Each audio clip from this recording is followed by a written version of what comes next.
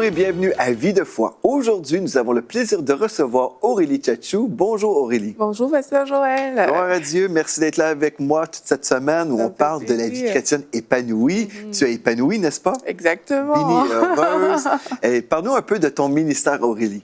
Oui, ben, comme on le sait, je travaille ici à EMCI TV et puis je suis co-animatrice dans l'émission Parole de femmes avec Annabelle, avec Mathilde, votre épouse et d'autres aussi.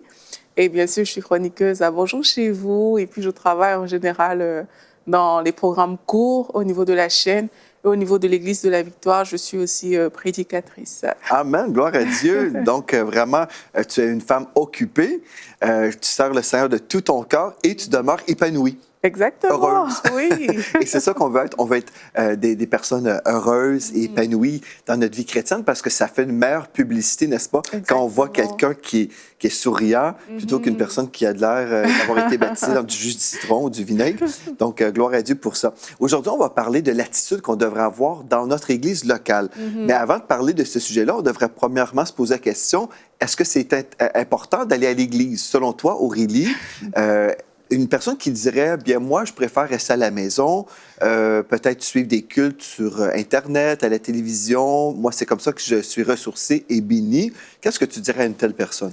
Ben, c'est une personne qui a une proie facile pour l'ennemi, en fait. Parce que, de toute façon, ce qu'on sait, c'est que quand on est de nouveau, on est un bébé spirituel. Et de la même manière qu'un bébé, on ne peut pas juste le laisser à lui-même. Il a besoin de parents, il a besoin de personnes pour prendre soin de lui. Mais de la même manière qu'on est bébé spirituel, on a besoin des personnes affermies qui vont prendre soin de nous. Et ces personnes, on retrouve dans l'église locale celui qu'on appelle le pasteur ou le berger. Et c'est comme ça, en fait, que la vie chrétienne doit fonctionner. On ne peut pas vivre une vie chrétienne sans le corps, donc sans l'Église et sans églises locales. Sinon, ben, on se retrouve tout seul. Et quand on est seul, ben, on devient une proie facile parce qu'on pense seul, on agit seul. Et la Bible même dit deux valent mieux qu'un, en fait. On se retrouve tout seul dans notre coin et on ne bénéficie pas d'une protection spirituelle qu'on retrouve dans l'Église locale. Et là, on devient une proie facile pour le diable, en fait, pour l'ennemi. Donc, aller à l'Église, ce n'est pas une option, c'est vraiment une nécessité pour un chrétien. Tout chrétien qui veut grandir, qui veut être édifié, qui veut se bâtir dans la foi, qui veut exercer les dons, les talents que Dieu lui a donnés, mais il doit avoir une Église locale. Maintenant, on est conscient qu'il y a des contextes dans lesquels il n'y a pas d'Église locale. Et vraiment... Mais c'est assez rare quand même. Oui. Parce que j'ai eu la grâce d'aller prêcher dans le Grand Nord canadien où il faisait moins 54 degrés. Oh là là! Il faisait très, très froid. Wow. C'était dans le Grand Nord, dans la région arctique du Canada. Et puis j'ai pris un petit avion, je suis atterri là-bas. Il y avait un village de peut-être 200 personnes. Et puis, bon, j'ai prêché là-bas. Même là-bas, dans le Grand Nord, aux extrémités de la terre, dans la neige, où il n'y a pas d'arbres, que des roches et de la neige. Et puis, j'ai prêché là-bas. En passant, au Canada, c'est pas comme ça partout. Hein, je veux préciser. Pas du tout. Parce que des fois, les gens s'imaginent que le Canada, c'est que de la neige. Mais oui, l'hiver, on a de la neige. Et l'été, il fait très, très, très chaud ici. En passant. Il fait très chaud. Il faut avoir de la clim, sinon, c'est difficile. Mais je suis allé là-bas, c'est ça, dans le Grand Nord. Et puis, il y avait des églises même là-bas. Et puis, ce qui est merveilleux, quand j'ai prêché là-bas, bon, tout le village était à l'église. Tout le monde allait à l'église. Donc, c'est super. Donc, c'est assez rare. Mais on sait que vraiment, oui, c'est sûr que dans certaines régions, il n'y a pas d'église où d'autres personnes se retrouvent peut-être à l'hôpital pendant un temps. Donc, on comprend qu'il y a des exceptions. On veut nuancer. Mais en général, la volonté de Dieu, c'est qu'on fasse partie du corps de Christ localement. Là. Oui, en fait, c'est naturel. Quand on donne sa vie au Seigneur, naturellement, on doit évoluer dans une église locale. Et là, on a, dans le livre des Actes, on voit la conversion de Saul. Lui qui persécutait l'Église. Oui. Et là, il a rencontré le Seigneur. Et là, quand on lit dans Acte 9, en fait, on dit qu'il a rejoint les autres disciples, en fait. On dit Saul allait et venait avec eux dans Jérusalem et il s'exprimait en toute assurance au nom du Seigneur. Là, il venait juste de donner sa vie à Christ, il venait juste d'être converti. Au début, ils avaient peur de lui. Et puis là, quand Barnabas a expliqué que non, en fait, voici comment le Seigneur l'a rencontré sur le chemin de Damas, là, il a commencé à aller et venir avec eux, avec les autres disciples. Donc, il allait à l'église. parce que c'est eux qui constituaient l'Église à l'époque. Donc, c'est un chemin naturel. Quand on donne sa vie au Seigneur, c'est que, OK, ben, je me rends à l'église locale, dans ma localité, là où je suis, ben, je vais à l'église. Et dans cette église-là, mais il y a une attitude qu'il va falloir que j'ai. Je vais grandir, je vais découvrir des personnes. Il y a tellement de choses qui vont se passer. En fait, il y a une vie comme ça qu'on va vivre. Et en vivant cette vie-là, en fait, on est en train de suivre la volonté de Dieu. Donc, ça veut dire qu'on est en train aussi de bâtir dans notre propre vie. Donc, juste avant même d'aller à notre attitude, Aurélie, j'ai à cœur aussi de mentionner une chose, un phénomène qu'on voit dans notre génération. Il y a des personnes qui préfèrent s'exclure eux-mêmes de l'Église locale parce qu'ils ont eu des blessures ou bref, ils ont vécu des difficultés. Donc, ils choisissent de s'exclure et pourtant, dans 1 Corinthiens chapitre 5, verset 9 à 13, on voit le phénomène, en fait, où l'apôtre Paul disait aux Corinthiens d'exclure. Il devait exclure les gens qui vivaient dans le péché. C'était une façon de discipliner les gens, en fait. Parce que si la personne était exclue, même si ça semble être terrible, mais la personne qui se retrouvait seule avait le désir de rejoindre l'Église locale pour revivre la fraternité de l'Église. Donc, parce qu'en fait, l'apôtre Paul explique qu'on ne voulait pas endosser ou appuyer le péché. Donc, quand la personne était sous discipline, c'était une façon qu'on retrouve là, dans 1 Corinthiens 5, verset 9 à 13. Et puis le texte, verset 13, nous dit « Pour ceux du dehors, Dieu les juge, mais ôtez le méchant du milieu de vous. » Donc, on parlait d'une personne rebelle. C'est pas une question d'exclure facilement. C'est une personne qui veut vraiment vivre dans le péché. Donc, l'apôtre Paul disait, vous devez enlever, ôter du milieu de vous le méchant. Donc, c'est vraiment spécial qu'on considère que des gens qui vont se discipliner eux-mêmes d'une certaine façon, ils vont se mettre sous jugement, s'exclure eux-mêmes de l'Église locale, et pourtant, c'était la chose qu'on ne voulait pas vivre à l'époque. Mais en fait, Pasteur Joël, déjà, Dieu n'aime pas la rébellion. Ça, c'est quelque chose qu'il faut souligner. Et aussi, dans l'Église, comme je disais, il y a un pasteur qui est le berger. C'est un peu l'image qu'on prend. On prend l'image d'un berger dans la bergerie qui a des brebis. Maintenant, c'est comme le berger qui a le troupeau. C'est lui qui est à la tête du troupeau. Et quand une brebis s'égare, mais comme la Bible nous dit, le berger, il laisse les 99, on va dire, et puis il va chercher la brebis qui est égarée. En fait, ce rôle du berger, et Jésus a dit il est le bon berger, c'est le rôle qu'un pasteur, il a dans une église locale. Il a un rôle de berger et il est là pour recadrer, il est là pour entretenir toutes ces personnes qui sont dans l'église, en fait. Et c'est lui, en fait, qui donne l'orientation de l'église. Une brebis, et c'est à cela qu'on reconnaît une brebis, ne peut pas d'elle-même, comme ça, décider « Ah, mais tiens, le berger, il ne me plaît pas. Bye-bye. Ici, il y a des choses qui ne se passent pas comme je veux. Bye-bye. » Ça, ce n'est pas l'attitude d'une brebis. Parce que la brebis est connue pour son obéissance, le fait qu'elle suive facilement son berger, en fait. Les brebis entendent ma voix et elles me suivent. C'est à cela qu'on reconnaît une brebis. Maintenant, lorsque quelqu'un décide, en fait, de sortir de l'église tout seul, comme ça, en fait, la personne a déclaré comme son indépendance par rapport au berger. Mais le berger a un rôle de protecteur. Il a un rôle de couverture spirituelle. Donc, quand on est à l'église, on bénéficie de cette couverture spirituelle. Et quand on s'exclut de l'église, en fait, on s'exclut de cette couverture-là. D'ailleurs, c'est pour ça qu'il y a beaucoup de gens qui, après être sortis de l'église, malheureusement, beaucoup ont soit rétrogradé, soit beaucoup ont perdu leur foi, tout simplement. Et ils ont commencé juste à ne plus croire. Pourquoi? Parce qu'ils se sont déconnectés de la bergerie, en fait. Donc, quitter une église, c'est se déconnecter de la bergerie, de la couverture spirituelle sous laquelle on devrait être. Et ça, vraiment, c'est dangereux pour les personnes. Une des choses aussi qu'un pasteur peut faire, comme tu mentionnes, aller vers la brebis qui est égarée. Des fois, les gens s'imaginent qu'un seul pasteur va tout faire dans l'Église. Dans notre cas, par exemple, à l'Église à Victoire, ce qu'on fait, on travaille en équipe. Vraiment, selon le modèle d'Éphésiens 4, versets 11 à 16, on travaille en équipe. Donc, dans notre équipe, on a des pasteurs aussi qui vont aller vers ces brebis-là. Donc, je veux juste nuancer aussi pour que les gens comprennent. Si vous êtes dans une église qui a assez... comment dire, une quantité de personnes assez importante, bien, vous ne pouvez pas vous imaginer que le pasteur senior va aller forcément envers chacune des personnes, des brebis, parce que sinon, il ferait juste ça. Hein? Mais donc, des fois, les églises sont structurées avec des équipes ministérielles. Donc, si un pasteur des soins pastoraux, par exemple, vous contacte, bien, vous devez aussi comprendre que c'est le cœur du berger qui s'exprime là. Oui, et puis de nos jours, de plus en plus, dans les églises, on a des responsables de différents départements. C'est ça. Ouais. Et vraiment, c'est ce qu'on appelle une autorité déléguée, en fait. C'est que le pasteur, il a délégué son autorité, mais à des responsables.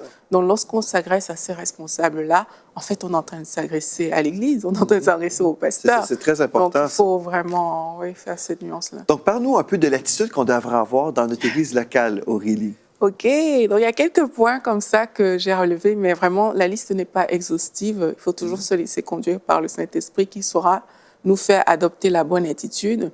Mais déjà, l'une des premières choses qu'on peut dire aussi, c'est qu'on ne va pas dans n'importe quelle église. On va vraiment dans une église où la parole de Dieu est prêchée, la parole de vérité. Parce que dans Actes, la Bible nous dit, ils persévéraient dans l'enseignement des apôtres, dans la communion fraternelle, dans la fraction du pain et dans la prière. Ça veut dire que dans l'Église, il y a un bon enseignement qui doit être donné au niveau de l'Église.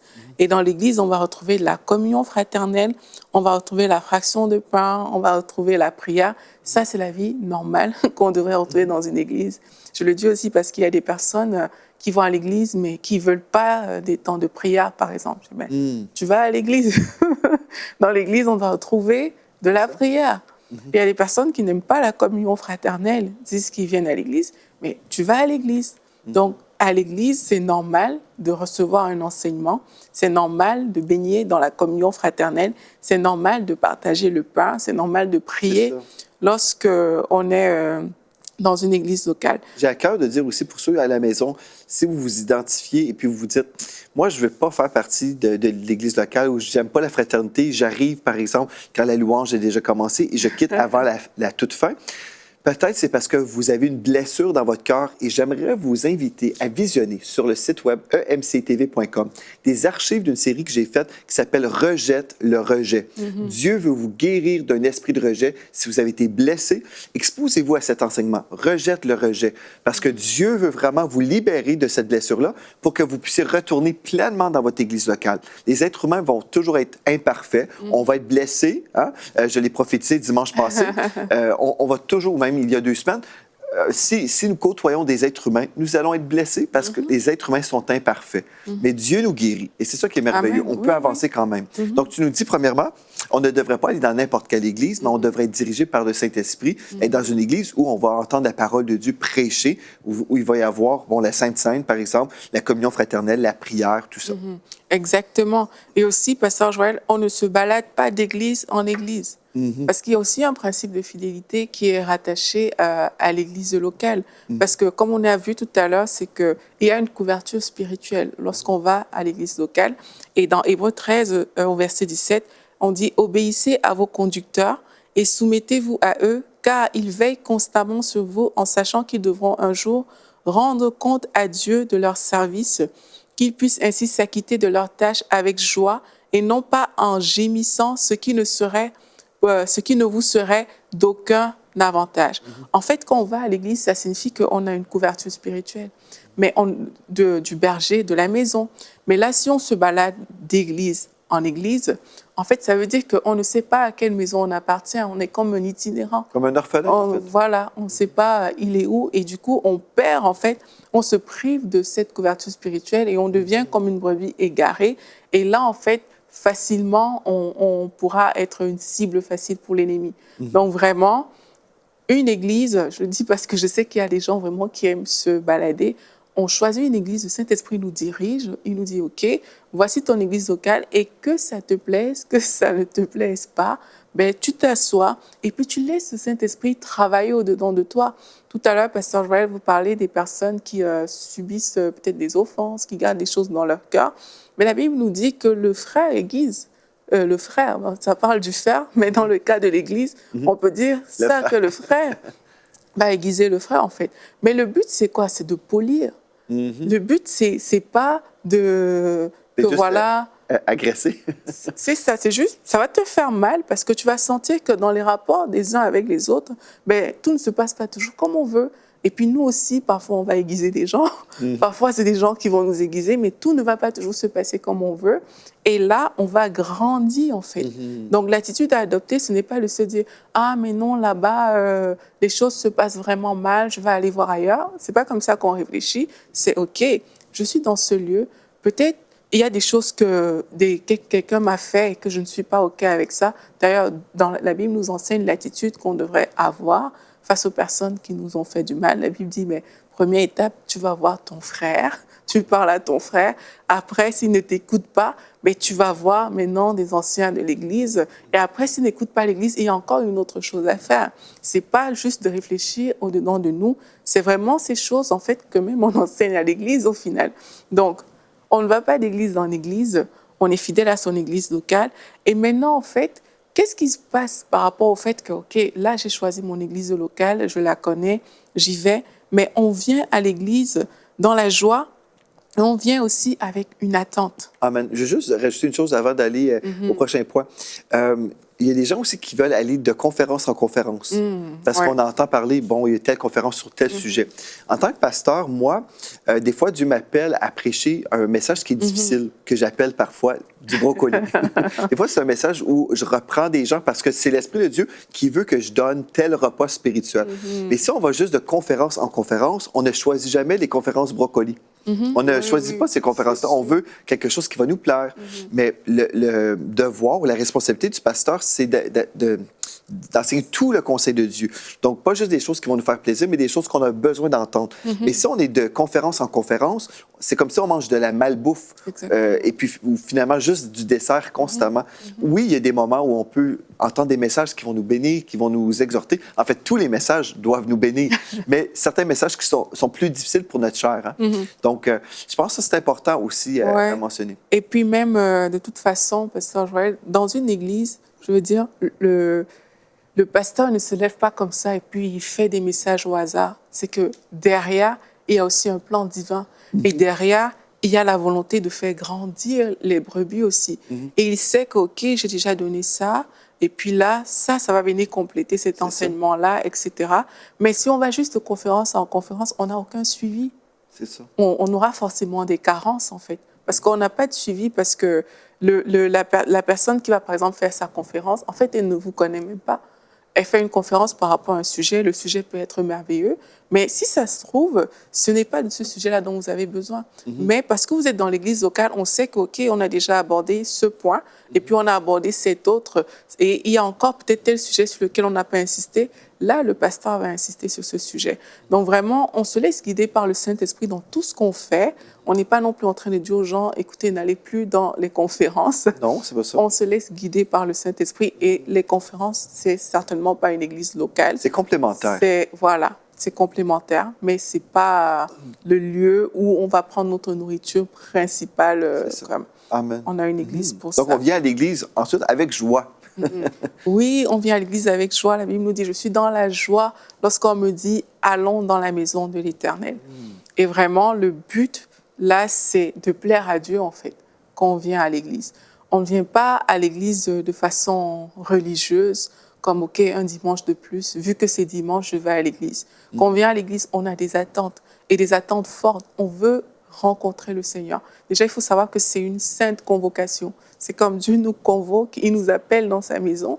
Et puis là, quand on vient à l'église, on vient pour rencontrer Dieu. On vient pour plaire à Dieu et on vient avec joie. On le fait vraiment avec plaisir parce qu'il y a des choses qui vont se passer en fait au niveau de l'église. Quand je viens à l'église, moi j'ai des attentes. Seigneur, qu'est-ce que tu vas me dire aujourd'hui? Tu as prévu quelque chose pour moi aujourd'hui dans ta maison. Mais qu'est-ce que tu vas me dire aujourd'hui? Et puis je viens aussi pour donner à Dieu parce que là, c'est comme, OK, là, je vais rencontrer Dieu, mais comment je fais pour plaire à Dieu? Je sais que Dieu aime, par exemple, la louange, il aime l'adoration, mais là, on ne va pas me forcer pour que je loue Dieu parce que je suis venue pour ça, en fait. Donc, on ne va pas me... On vient rendre un culte à Dieu. Ça, c'est sûr, je pense. Des fois, les gens s'imaginent, je vais choisir, même juste ça, là, je trouve ça, on va en parler, mais je vais choisir mon église si j'aime la louange, si j'aime le ministère des enfants. Donc, je vais, même ici au Québec, on dit magasiner. Je vais faire du shopping des églises pour trouver la meilleure.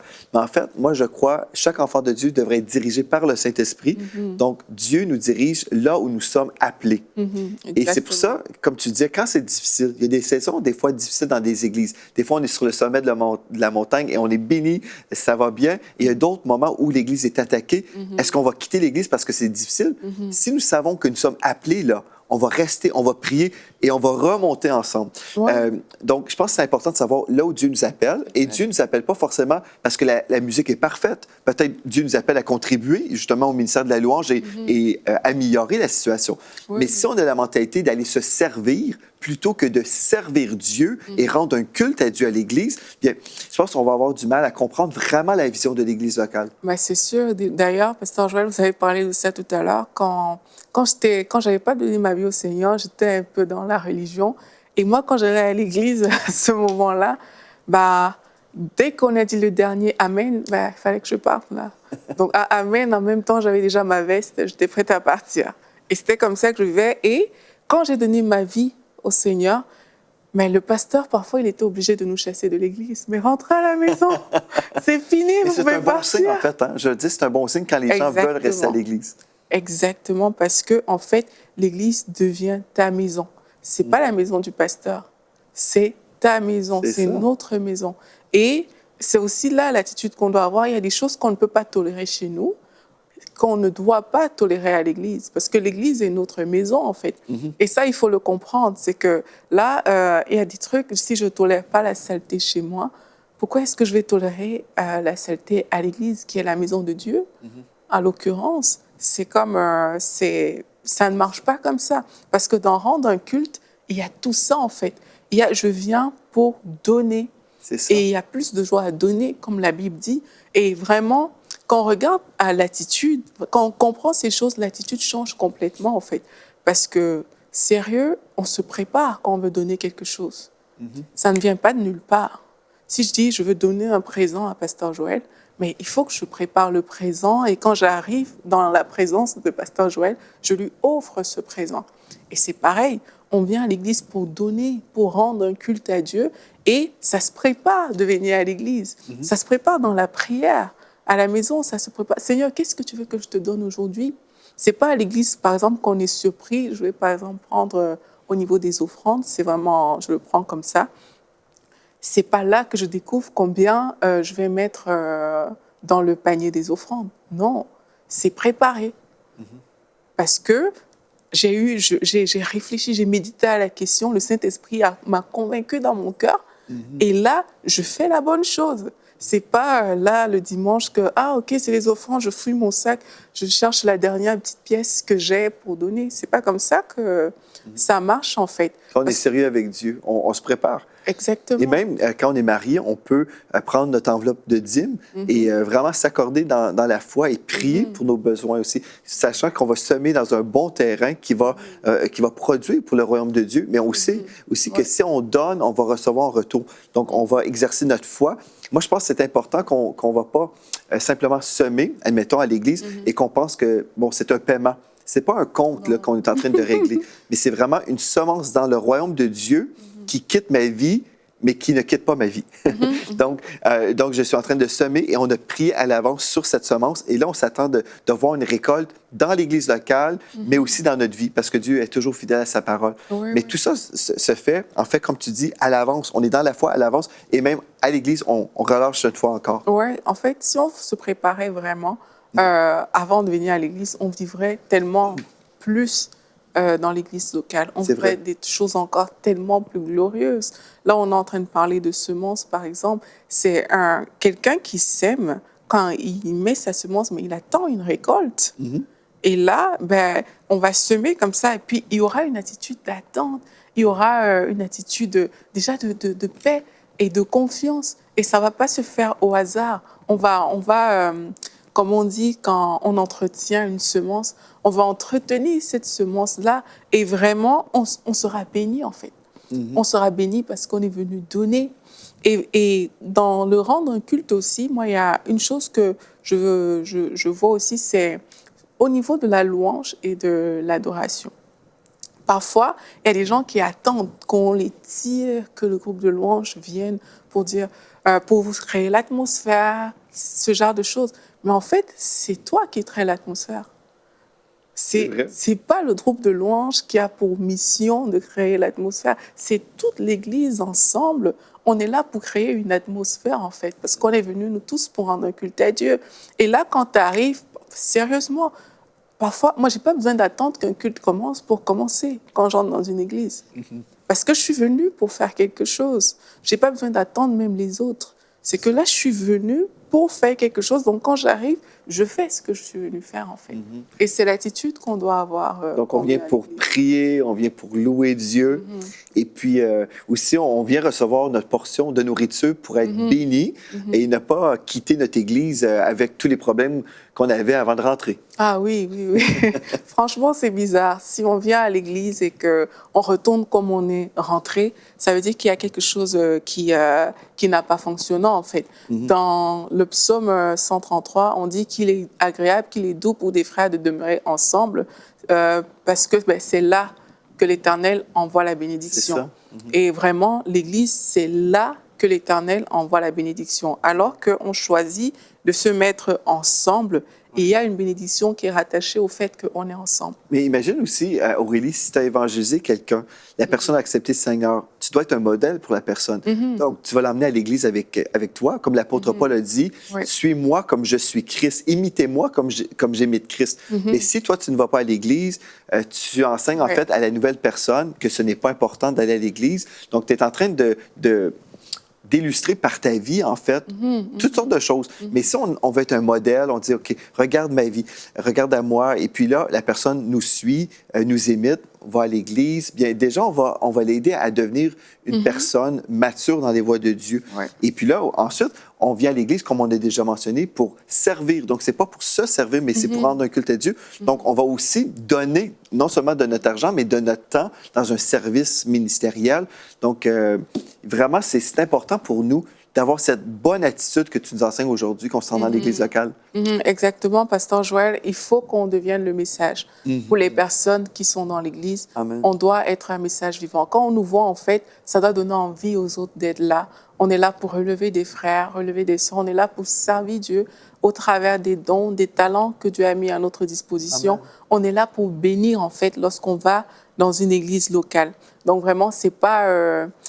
on est là pour faire du bien. On est une source de bénédiction lorsqu'on va à l'église locale. Amen. Et ce qui est merveilleux, c'est que quand on est ensemble, bien, Dieu nous bénit encore. Donc, le cœur de Dieu, c'est qu'on soit béni et qu'on soit heureux et épanoui. Même, Pasteur Joël, même si on est nouveau converti, même si c'est nos premiers jours dans l'Église, c'est possible d'avoir les bonnes attitudes. Les bonnes bases. Ah oui, absolument. Gloire à Dieu. Les bonnes attitudes. On change notre façon d'agir aujourd'hui au nom de Jésus. Merci Aurélie. Gloire à Dieu. Et merci à vous d'avoir été là. D'ici à demain, soyez richement bénis.